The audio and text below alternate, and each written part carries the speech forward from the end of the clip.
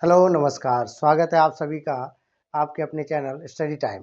तो बच्चों, आज जैसा कि अब हम ट्रांसफॉर्मेशन ऑफ सेंटेंसेज के बारे में पढ़ेंगे। तो आप सभी यूपी बोर्ड की या तमाम जितने बोर्ड्स की परीक्षाएं आने वाली हैं, तो 12वीं के लिए ये जो है ट्रांसफॉर्मेशन ऑफ सेंटेंस, तो परीक्षा को देखते हुए हम अपनी तैयारियों को और मजबूती से बनाएंगे। तो इसी परिप्रेक्ष्य में आप सबका अगला जो है सिंथेसिस के बाद आप लोग देखेंगे ट्रांसफॉर्मेशन ऑफ सेंटेंसेज। तो यहाँ पे ट्रांसफॉर्मेशन अगली टॉपिक को पढ़ रहे हैं। तो ट्रांसफॉर्मेशन जहाँ तक इसकी बात करें तो इसका अर्थ क्या होता है। तो कह रहा है कि ट्रांसफॉर्मेशन ऑफ सेंटेंस का अर्थ ना, इसका क्या मतलब होता है। तो इसमें कहेंगे आपको कह रहा है ट्रांसफॉर्मेशन ऑफ सेंटेंस या सेंटेंसेज मीन्स का अर्थ है, ठीक है। क्या आपको कह रहा है कि अर्थ है to change the form, to change the form, अर्थात रूप परिवर्तन। किसका रूप परिवर्तन, किसका स्ट्रक्चर में चेंज करना, वाक्यों का परिवर्तन। इसे क्या और दूसरी भाषा में हम क्या कह सकते हैं, इसको शॉर्टकट में आप जो सेंटेंसेज का, तो वाक्यों का परिवर्तन। तो वाक्यों का परिवर्तन, ठीक, इसमें हम कह सकते हैं ट्रांसफॉर्मेशन ऑफ सेंटेंस मीन्स होता है कि वाक्यों का परिवर्तन, टू चेंज द फॉर्म। तो यहाँ पे किसी भी सेंटेंस को, हमें सेंटेंस दिया हुआ है, उसको चेंज करने को ही, दूसरे रूप में परिवर्तित करने को ही हम क्या कहते हैं, आपका ट्रांसफॉर्मेशन कहते हैं। किसका, ऑफ द सेंटेंसेज या ट्रांसफॉर्मेशन ऑफ सेंटेंसेज। अच्छा, इसके पहले हम पढ़ते हैं कि हम एक्टिव पैसिव इसी परिप्रेक्ष्य में देखते हैं कि एक्टिव से पैसिव भी बदल देते हैं, पैसिव से एक्टिव भी बदल देते हैं। और नरेशन में भी हम पढ़ते हैं डायरेक्ट नरेशन और इनडायरेक्ट नरेशन, तो वह भी परिवर्तन होता रहता है। तो डायरेक्ट से इनडायरेक्ट और इनडायरेक्ट से डायरेक्ट, लेकिन हम उन्हें विस्तृत रूप में अलग से पढ़ने के लिए रखते हैं और इसमें भी आप पढ़ेंगे एक्टिव से पैसिव। तो कहीं ना कहीं वाक्य बदल रहा है, एक्टिव में है तो पैसिव में बदल रहे हैं। तो यहाँ पे लेकिन एक कंडीशन अप्लाई होता है। एक आपको कह रहा है कि ट्रांसफॉर्मेशन ऑफ सेंटेंस जब आप करेंगे तो इसमें आपको एक शर्त है, कंडीशन है। कि क्या कंडीशन है इसमें, कि वाक्यों का परिवर्तन होना चाहिए, लेकिन बदले हुए वाक्य का, बदले हुए वाक्य का, वाक्य का मूल अर्थ में परिवर्तन नहीं होना चाहिए, मूल अर्थ में परिवर्तन नहीं होना चाहिए, नहीं होना चाहिए। तो आपको कह रहा है कि यहाँ पे ट्रांसफॉर्मेशन तो करेंगे, यानी वाक्यों में परिवर्तन करेंगे, टू चेंज द फॉर्म करेंगे, लेकिन उसके मूल अर्थ में परिवर्तन नहीं होना चाहिए। अर्थात अगर आप सेंटेंस को बदल रहे हैं अकॉर्डिंग टू ट्रांसफॉर्मेशन, तो भाई हमारा अर्थ भी वही होना चाहिए जो पहले वाले वाक्य का होता है। अगर हम एक सिंपल से उदाहरण से देखें तो पहले, बहुत पहले यूपी बोर्ड में आता था अफर्मेटिव से नेगेटिव या इंट्रोगेटिव बनाना, लेकिन उसके अर्थ में परिवर्तन हो जाता था। जैसे ही लाइक्स टू प्ले, अगर मैं यहाँ पे लिखूँ ही लाइक्स टू प्ले, उसे क्या पसंद है, खेलना पसंद है, ठीक है। अब यहाँ पे अगर कर दे हम कि उसे खेलना पसंद है, इसको अगर कह दे कि नेगेटिव में बदलिए, तो ही यहाँ पे क्या करोगे, does not like to play. अब आपके आधार पे, तो कहने के आधार पे ये सेंटेंस चेंज हो गया, लेकिन आपको चेक करना है उसके आधार से तो सही है कि आपको सेंटेंस नेगेटिव में बदल दिया कि वह खेलना पसंद करता है, तो उसका नेगेटिव क्या है, he does not like to play, वह उसे पसंद नहीं है, क्या, खेलना पसंद नहीं करता है।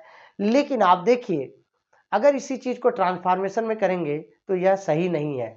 देखिए, ही लाइक्स टू प्ले, आपको समझ में आ रहा है कि उसे खेलना पसंद करता है, लेकिन यहाँ पे बदल रहे हैं तो उसमें तो मना कर दे रहा है। यानी कि आपके पहले वाले मूल अर्थ को, जो मेन आपका भाव है, उसमें परिवर्तन आ गया। तो यह अकॉर्डिंग टू ट्रांसफॉर्मेशन यह गलत है। अर्थात हमें बदले हुए वाक्य का भी मूल अर्थ में, जो पहला वाक्य है उसके अर्थ में परिवर्तन नहीं होना चाहिए। इसी को आप ट्रांसफॉर्मेशन के अंतर्गत जब सेंटेंस को बदलते हैं तो इसे कहते हैं ट्रांसफॉर्मेशन ऑफ सेंटेंस। तो देखिए, फॉर एग्जांपल एक और एग्जांपल से समझते हैं। ये तो हमने समझा कि अर्थ में परिवर्तन हो गया, लेकिन अब जो पढ़ रहे हैं इसके हिसाब से क्या होना चाहिए। तो कह रहा है दिस बुक इज डिफिकल्ट। अब ट्रांसफॉर्मेशन के अकॉर्डिंग देखते हैं। पहले तो हमने देखा कि किस प्रकार से हमने चेंज तो किया, ट्रांसफॉर्मेशन हुआ, लेकिन उसके अर्थ में परिवर्तन हुआ। लेकिन अब यहाँ पे ट्रांसफॉर्मेशन के अकॉर्डिंग करेंगे। कह रहा है कि एक एग्जांपल यहाँ पे दे रहा है, आपने उदाहरण लिया कि दिस बुक इज डिफिकल्ट, यह किताब कठिन है। अब ट्रांसफॉर्मेशन करेंगे तो this book is not easy. अब आप देखिए ये आपका सेंटेंस चेंज भी हुआ कि यह किताब कठिन है, और यहाँ पे कह रहा है this book is not easy, यह किताब सरल नहीं है। अर्थात हमें कहीं ना कहीं हमारे मस्तिष्क में यह बात क्लियर हो रहा है कि इसका मूल अर्थ कठिन है, और यहाँ भी इसी वाक्य को, जो यह वाक्य बता रहा है कि यह किताब आसान नहीं है, तो कहीं ना कहीं अपने मूल अर्थ को बनाए रखती है यह सेंटेंस। तो इसी प्रकार के परिवर्तन को हम क्या कहते हैं, ट्रांसफॉर्मेशन ऑफ सेंटेंस। तो हम इतना समझे होंगे। तो ट्रांसफॉर्मेशन ऑफ सेंटेंस मतलब टू चेंज द फॉर्म, वाक्यों का परिवर्तन, बदले हुए वाक्यों का जो अर्थ है उसमें परिवर्तन नहीं होना चाहिए। फॉर एग्जांपल यहाँ पे हमने देखा, इसी को कहते हैं ट्रांसफॉर्मेशन ऑफ सेंटेंस। तो इसमें बहुत सारी विधियाँ हैं, डिफरेंट मेथड्स ऑफ ट्रांसफॉर्मेशंस ना, जिसके अकॉर्डिंग हम क्या करेंगे, एक एक सेंटेंस का मेथड के जरिए हम ट्रांसफॉर्मेशन करेंगे। तो कॉमन सबसे पहले इसमें है एडवर्ब टू को हटाकर और लगाकर। पहला ट्रांसफॉर्मेशन की पहली विधि है, तो हम इससे स्टार्ट करते हैं। तो ये समझ में आया होगा, तो इसको देख लीजिए, नोट डाउन कर लीजिए या समझ लीजिए। तो अब आप यहाँ पे आपको कह रहा है कि डिफरेंट मेथड्स ऑफ ट्रांसफॉर्मेशन है जिससे आप ट्रांसफॉर्मेशन करते हैं। तो पहला है रूपांतरण करने की विभिन्न विधियाँ। तो पहला है, कह रहा है कि एडवर्ब टू को हटाकर, रिमूवल ऑफ एडवर्ब टू। यहाँ पे कह रहा है पहला है, इस तरीके से हम लिख ले, रिमूवल ऑफ एडवर्ब टू। ठीक है, किसको हटाने के लिए बोल रहा है, एडवर्ब टू को। तो पहला ये है, या एड एडवर्ब टू, इसी में हम फिर पढ़ेंगे जो हटा रहे हैं टू को, अब यानी एडवर्ब टू को हटाकर अब इसी में हम पढ़ेंगे कि आगे फिर वापस लगाकर, यानी एड एडवर्ब टू। तो पहले तो removal and add of adverb too के अकॉर्डिंग सबसे पहले हम क्या पढ़ रहे हैं, कौन सा पार्ट, कि रिमूवल ऑफ एडवर्ब टू। तो एडवर्ब टू को हटाने के लिए आप जनरली सबसे पहले आप देखेंगे कि एडवर्ब टू को हटाने के लिए कुछ रूल्स है। तो यहाँ पे देखिए, अगर पहले के अकॉर्डिंग चले तो यदि सेंटेंस में एडवर्ब टू मिल रहा है तो आप सबसे पहला काम करना, टू को आप हटाकर, एडवर्ब टू को हटाकर इसकी जगह पे आप सो लगा देंगे। क्या लगाएंगे, सो। तो पहले काम।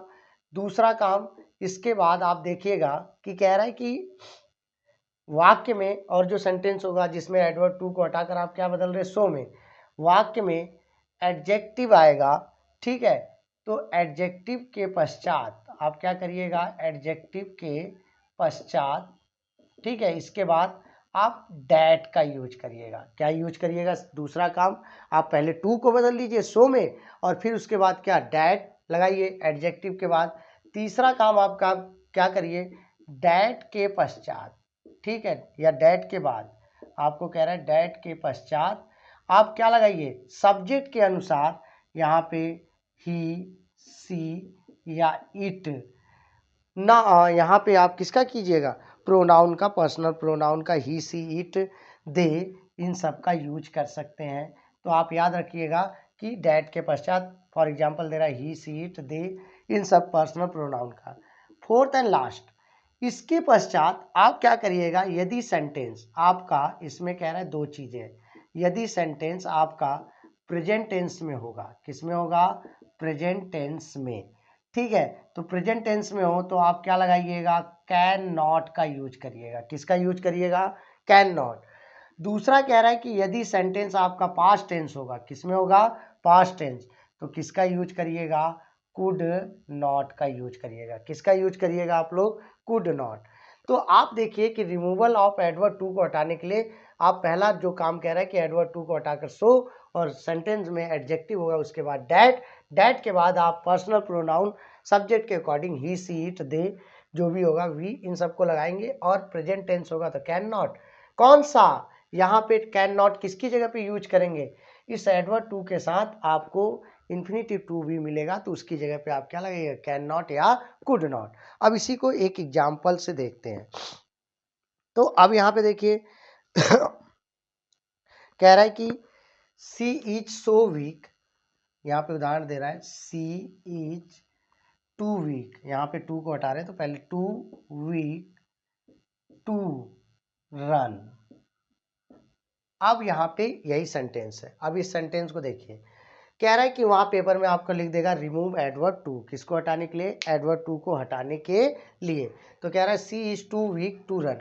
अब यहाँ पे देख रहे हैं हमको क्या मिल रहा है, एडवर्ब टू। तो एडवर्ब टू को हटाने के लिए बोल रहा है, तो आप पहले रूल के हिसाब से चलिए, तो सब्जेक्ट ऐसे ही रख दीजिए सी इज, अब टू को किस में बदल दीजिए, सो। तो पहला काम हमारा क्या, सो। अब यहाँ पे हमारा विशेषण आ गया, एडवर्ब के बाद देख रहे हैं यहाँ पे क्या आ गया, विशेषण। अब कह रहा है कि इसी विशेषण के पश्चात दूसरा काम हमने क्या करना है, डैट। तो पहला काम ये हो गया और दूसरा काम आपने क्या, डैट लगाया। तीसरा काम डैट के बाद ही सी इट और दे किसी पर्सनल प्रोनाउन सब्जेक्ट के अनुसार। तो यहाँ पे आप देखिए पहले से ही हो, सी हो, इट हो, दे हो, तो आप उसी को ला के रखिए। या यहाँ पे आपको कह रहा है कि किसी व्यक्ति का नाम हो, अगर आपको पुल्लिंग है तो आप ही में कर दीजिए, और स्त्रीलिंग है तो यहाँ पे सी में कर दीजिएगा। फिलहाल यहाँ पे आपको ये दिया हुआ है तो ही सी, तो यहाँ पे आप तीसरा काम किसका प्रयोग कर दें हम, सी। तो तीसरा काम हो गया। चौथा और लास्ट काम कह रहा है कि प्रेजेंट टेंस में होगा, तो ये जो टू है, एडवर्ब टू के साथ जो टू मिल रहा है उसको या तो कैन नॉट या तो किसमें, कुड नॉट। तो टेंस देखिए प्रेजेंट टेंस है, तो प्रेजेंट टेंस की जगह पे क्या कर दीजिए आप लोग, कैन नॉट, और बचा हुआ क्या रख दीजिए, रन। तो देखिए, तो चौथा काम आपका यहाँ पे क्या हो गया, कैन नॉट। तो इस तरीके से आप देखिए, तो यह एक सेंटेंस है, यह एक उदाहरण है, she is too weak to run. इसमें एडवर्ब टू को हटाना है तो हमने क्या हटाया, सी इज, टू की जगह पे सो, वीक, वीक के बाद हमने क्या लगाना है, डैट, और इसके बाद personal pronoun he see its according to subject लाना है, यहाँ पे सी, और यहाँ पे चौथा अंतिम काम है कैन नॉट या कुड नॉट में चेंज करेंगे। ठीक है, एक और उदाहरण से देखते हैं, इसको नोट डाउन कर लीजिए या आप समझ लीजिए। तो अगला देखिए, नेक्स्ट कह रहा है, एक उदाहरण यहाँ पे और दे रहा है कि she was too frightened to speak. यहाँ पे कह रहा है, माफ कीजिएगा,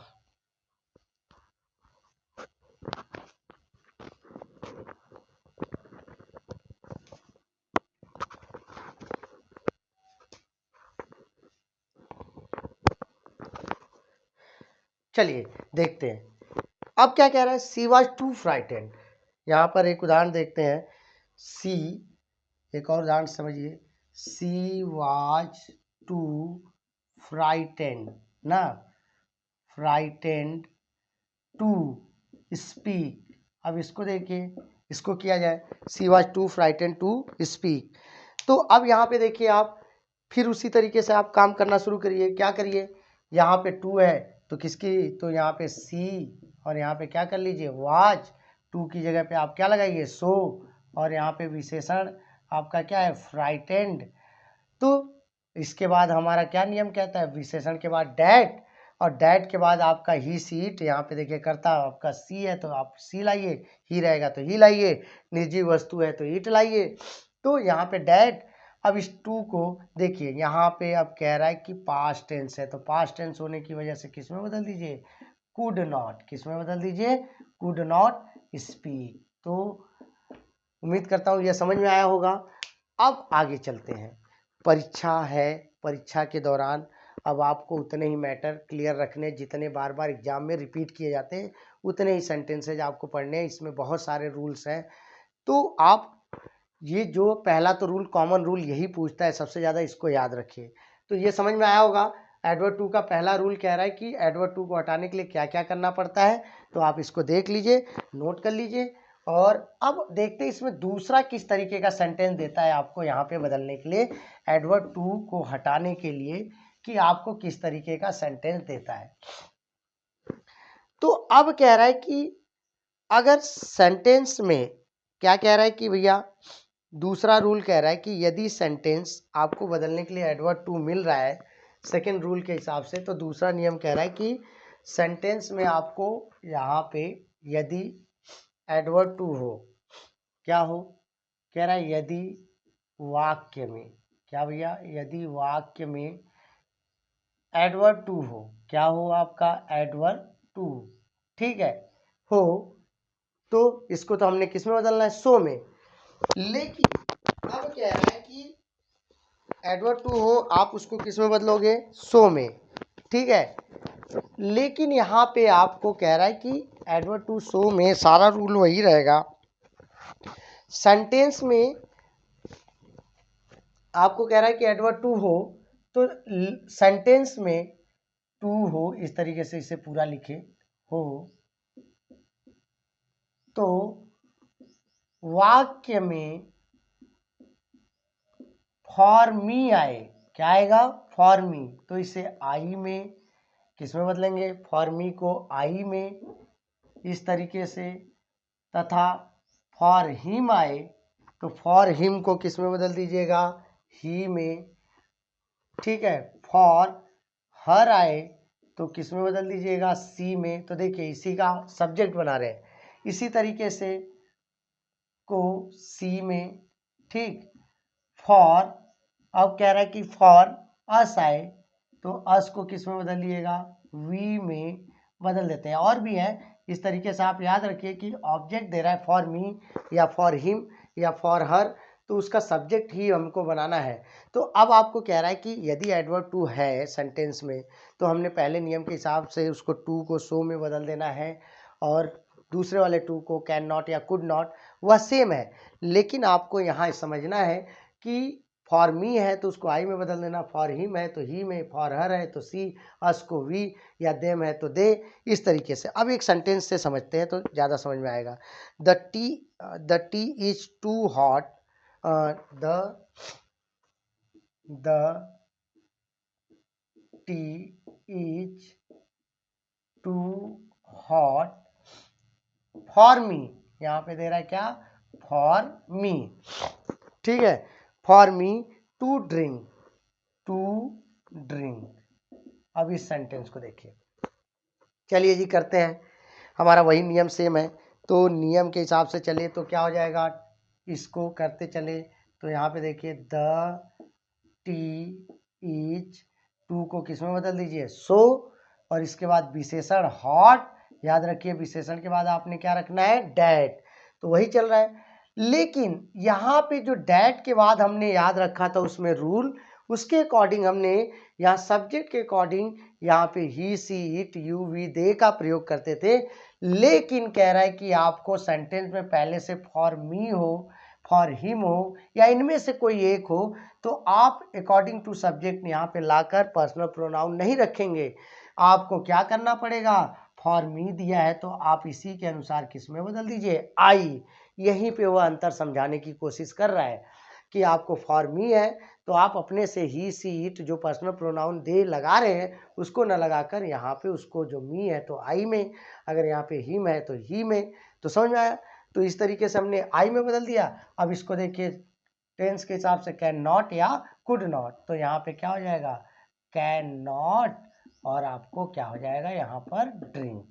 तो दूसरा इसमें इस तरीके का सेंटेंस मिलेगा, सेंटेंस आपका सब कुछ रूल्स वगैरह सेम रहेंगे, लेकिन यहाँ पर for me, for him, for her यह रहेगा, तो आप यहाँ पे परिवर्तन करेंगे। अगर यहाँ पे फॉर हिम होता तो यहाँ ही करते, फॉर हर होता तो यहाँ पे सी करते, ठीक है ना।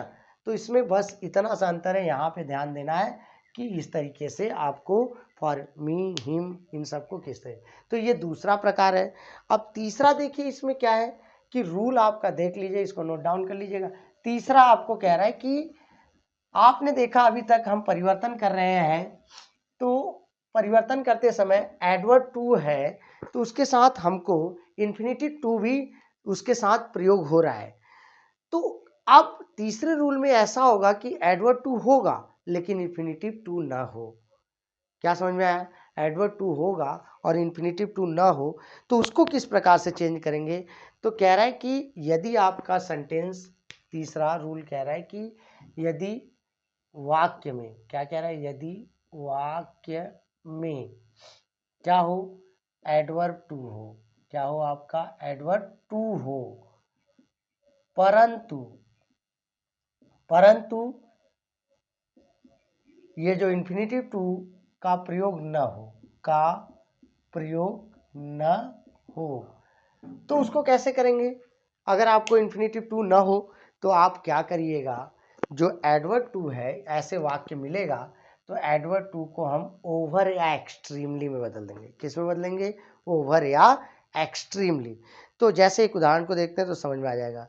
The class is too noisy, the class is too noisy, इसको समझिए।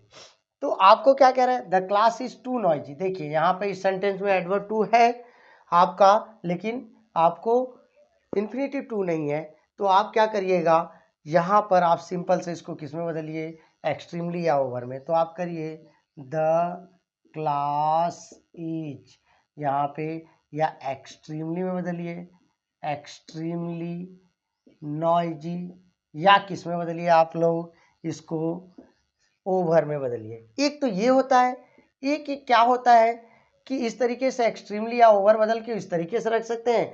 एक आपको क्या होता है कि यदि आप एक फ्रेज इसमें जोड़ा जाता है, बियॉन्ड द प्रॉपर लिमिट, उसको भी जानते रहिए। तो आपका फिर उसी हिसाब से चले तो क्या हो जाएगा, द क्लास इज, यहाँ पे एक्सट्रीमली में बदल रहे हैं तो इसी में बदल दीजिए, या ओवर में एक्सट्रीमली, यहाँ पे नॉइजी होगा, सॉरी, तो यहाँ पे क्या, नॉइजी। अब इसके आगे आपको एक फ्रेज जोड़ना है, क्या जोड़ना है, beyond the proper limit, beyond the proper limit. तो यह फ्रेज भी आप जोड़ सकते हैं, अन्यथा इस तरीके से भी कर सकते हैं। तो इसको ये पता रहेगा, तो जब हम एडवर्ब टू को यूज करेंगे तो इसको हटा देंगे हम, तो हमको समझ में आएगा। तो तीसरा यह आपका ये है। चौथा कह रहा है कि कभी कभी आप जब बदल रहे हो तो कर्ता स्पष्ट नहीं होता है, सब्जेक्ट क्लियर नहीं होता है, ऐसा लगता है किसी के बारे में बोला जा रहा है, लेकिन किसके बारे में बोला जा रहा है उसमें पता नहीं चलता है। तो उसकी जगह पे आप जो वहाँ पे वन का प्रयोग करेंगे, क्या करेंगे आप, वन का प्रयोग। तो चौथा नियम क्या कह रहा है, वन का प्रयोग, वन का प्रयोग अर्थात ऐसे वाक्य जहाँ पे आपको कर्ता स्पष्ट न हो, करने वाला स्पष्ट न हो, तो जो डैट के बाद ही सी इट यह सब लगा रहे थे, वहाँ पे किसका प्रयोग करेंगे, वन का प्रयोग करेंगे। तो इसमें रूल क्या कहता है, यदि वाक्य में कर्ता स्पष्ट न हो तो वहाँ पर हम किसका प्रयोग करेंगे, आपको तो वन का प्रयोग। यहाँ पे क्या, वन का प्रयोग, सब्जेक्ट के रूप में आप डैट के बाद किसका प्रयोग, वन का। तो एक उदाहरण से समझते हैं इसको। The lesson is too difficult to understand, the lesson is too difficult to understand, ठीक है, the lesson is too difficult to understand. अब देखिए सब कुछ सेम है, टू है, ये वाला टू है, सब कुछ है, तो हम इसके हिसाब से करते चले। तो आप करिए तो देखिए क्या समस्या है, तो उसको गए द लेसन इज, टू की जगह पे सो, यहाँ पे हम क्या लगा दिए, difficult, the lesson is so difficult. अब हमने क्या लगा देना है, डैट। चलिए पहला काम हो गया, दूसरा काम डैट भी हो गया। अब इसके आगे हमने क्या करना है कि यहाँ पे जो प्रोनाउन का यूज करते थे ही सी इट दे का, तो पा रहे कि यह सेंटेंस जो पढ़कर हमको समझ में आ रहा है कि इसमें कर्ता स्पष्ट नहीं है, यानी किसी के बारे में यहाँ पे कहा जा रहा है। तो जब किसी के बारे में देखिए, the lesson is too difficult, यह पार्ट इतना कठिन है, टू अंडरस्टैंड, समझने में, किसके समझने में, यहाँ पे स्पष्ट नहीं है, कर्ता कौन है यह स्पष्ट नहीं है। तो यहाँ पे इसके बाद डैट के बाद हम किसका प्रयोग करेंगे, वन का प्रयोग, वन। अब यहाँ पे टू को देखिए इसके अकॉर्डिंग, तो कैन नॉट, प्रेजेंट टेंस है तो कैन नॉट अंडरस्टैंड। तो आपको समझ में आया होगा, आई होप, कि जब स्पष्ट ना हो। और आपका पांचवा और अंतिम कह रहा है कि यदि पैसिव हो, किसमें हो, आपका कह रहा है कि यदि पैसिव में हो, वाक्य किसमें हो, पैसिव में हो, ठीक है, किसमें हो, पैसिव में हो, तो परिवर्तन भी पैसिव में होगा। तो क्या होगा, परिवर्तन भी पैसिव में होगा। तो आपको कह रहा है कि यदि सेंटेंस आपको पैसिव दे रहा है तो उसका परिवर्तन भी किस में होगा, पैसिव में ही होगा। तो जैसे देखते हैं एक उदाहरण से,